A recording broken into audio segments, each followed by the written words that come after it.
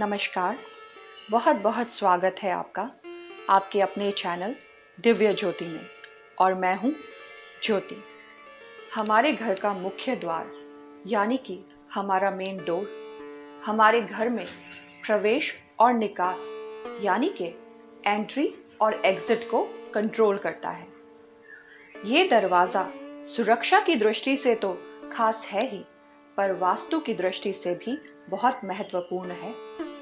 हमारे घर में इस दरवाजे से न केवल प्रत्यक्ष चीजें प्रवेश करती हैं, बल्कि अप्रत्यक्ष रूप में सुख दुख, लाभ हानि आदि जैसी चीजें भी प्रवेश करती हैं। तो अगर हम अपने घर के इस दरवाजे को अपनी किस्मत का दरवाजा भी कहें तो कुछ गलत ना होगा।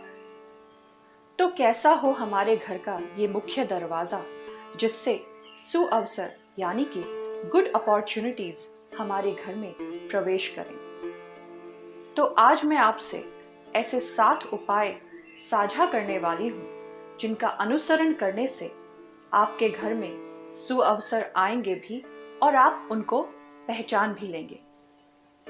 तो सबसे पहले मैं आपको बताऊंगी वो उपाय जो सबसे सरल है पर सबसे अधिक अनिवार्य है, जिसे करे बिना आप दूसरे उपायों का लाभ कभी नहीं उठा पाएंगे। तो वो ये है कि आपका मुख्य द्वार हमेशा साफ सुथरा होना चाहिए, यानी कि उस पे कोई भी तरह की धूल मिट्टी ना लगी हो। और इसी के साथ ही आपका मुख्य दरवाजा खोलते और बंद करते समय उसमें से किसी भी प्रकार की आवाज नहीं आनी चाहिए। अगर ऐसा होता है तो आप तुरंत उसे ठीक करें। इसके लिए आप तेल का उपयोग करके उस आवाज को रोक सकते हैं। दूसरा उपाय, आपके मुख्य द्वार के बाहर कभी भी डस्टबिन यानी कि कूड़ेदान ना रखें। ये कूड़ादान उस कुएं की भांति है जो आपने खुद अपने घर के द्वार के आगे खोद दिया है, जिसके परिणाम स्वरूप आपके घर में जो भी अपॉर्चुनिटी आएगी वो इस कुएं में ही गिर जाएगी। इसीलिए आप अपने घर के बाहर डस्टबिन ना रखें। तीसरा उपाय, यहाँ पर यह ध्यान देने योग्य बात है कि आपके घर का मुख्य द्वार हमेशा पूरा और बिना रुकावट के खुले। कई घरों में हम जगह का अभाव होने के कारण अपने घर के मुख्य द्वार के पीछे शू रैक लगा देते हैं। ऐसा करने पर आप अपने घर में आने वाले सुअवसरों का पूरा लाभ कभी नहीं उठा पाएंगे।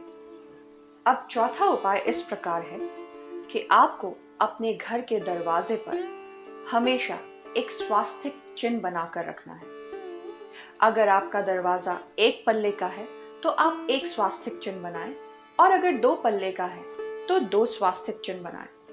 ये स्वास्तिक का चिन्ह मात्र एक चिन्ह नहीं है, ये एक शक्ति और ऊर्जा का प्रतीक है। वैसे तो ये हर रोज ही हमें अपने दरवाजे पर बनाना चाहिए, लेकिन अगर हम रोज ये काम नहीं कर सकते तो हफ्ते में 1 या 2 बार किसी भी मंगलवार या शनिवार को हमें ये काम जरूर करना चाहिए। और अगर ये भी संभव ना हो तो महीने में 1 बार यानी कि हर अमावस्या को आप अपने घर के मुख्य द्वार पर स्वास्तिक का चिन्ह अवश्य बनाएं। अब आगे बढ़ते हैं 5वें उपाय की ओर। यहाँ पर हमें यह ध्यान देना है कि हमारे मुख्य द्वार पर कभी भी अंधेरा ना हो। दिन के समय में तो सूर्य के प्रकाश से हमारा मुख्य द्वार हमेशा ही जगमगाता रहता है। सूर्य अस्त से लेकर सूर्योदय तक आपके घर के बाहर पूरी रोशनी होनी चाहिए, क्योंकि अंधकार में राहु का वास होता है और रोशनी में माता लक्ष्मी का वास होता है। तो जब आप अंधकार को दूर करेंगे तो ही माँ लक्ष्मी हमारे घर में प्रवेश करेंगी, और उन्हीं के साथ ही हमारे घर में सुअवसरों का भी आगमन होगा। इसीलिए अपने मुख्य द्वार पर कभी भी अंधेरा ना रहने दें। अब आगे बढ़ते हैं 6ठे उपाय की ओर।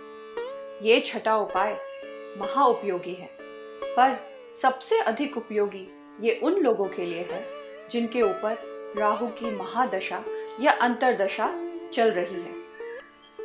जिस घर में किसी एक व्यक्ति पर भी यदि राहु की महादशा चलती हो तो उस घर के सभी व्यक्ति राहु के प्रभाव में आ जाते हैं। क्योंकि घर का अगर एक भी सदस्य दुखी या परेशान है तो दूसरे सदस्य खुश और सुखी कैसे रह सकते हैं। इसीलिए ऐसे घर में हमेशा अपने मुख्य द्वार पर मोर पंख लगाना चाहिए। आप 3, 5 कोई भी अंक में ये मोर पंख अपने मुख्य द्वार पर जरूर लगाएं। अब आगे बढ़ते हैं हमारे 7वें और अंतिम उपाय की ओर। ये बात अक्सर देखने में आई है कि लोग अपने घरों के बाहर भगवान की प्रतिमा या तस्वीर स्थापित कर देते हैं। ऐसा कभी भी नहीं करना चाहिए। ऐसा करके हम अनजाने में ही अपने भगवान का निरादर करते हैं।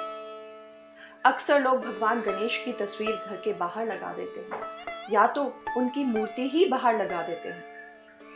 पर हम ये नहीं जानते कि भगवान गणेश के मुख के आगे रिद्धि सिद्धि, धन संपत्ति, समस्त ऐश्वर्यों का वास है और उनके पीठ पीछे दरिद्रता का वास है।